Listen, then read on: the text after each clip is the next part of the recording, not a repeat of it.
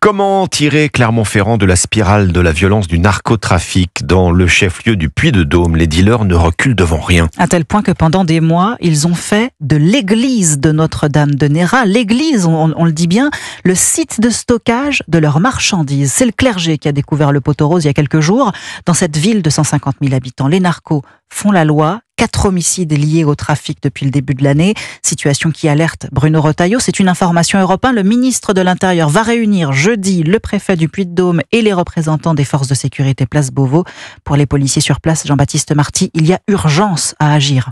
Oui, puisque les points de deal se multiplient, comme l'explique Marlène Eustache, policière à Clermont-Ferrand et secrétaire départementale du syndicat Alliance. Il y en avait 2 avant. Aujourd'hui, on a un 3e qui s'est installé depuis quelques mois à côté de la gare, qui lui a pris une ampleur énorme. Au pied des immeubles, des jeunes hommes mineurs, pour la plupart, certains très jeunes, à peine 15 ans, juste là pour le trafic.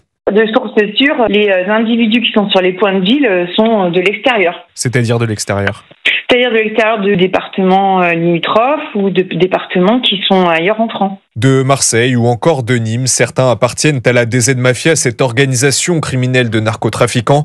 Alors face à la situation, Marlène Eustache tire la sonnette d'alarme. Des villes comme Clermont-Ferrand ont besoin d'avoir des effectifs supplémentaires. Un enquêteur aujourd'hui, son sentiment, c'est de se dire on va pas y arriver. Les policiers de la ville réclament aujourd'hui l'ouverture d'une 50aine de postes supplémentaires, tous services confondus. Jean-Baptiste Marty.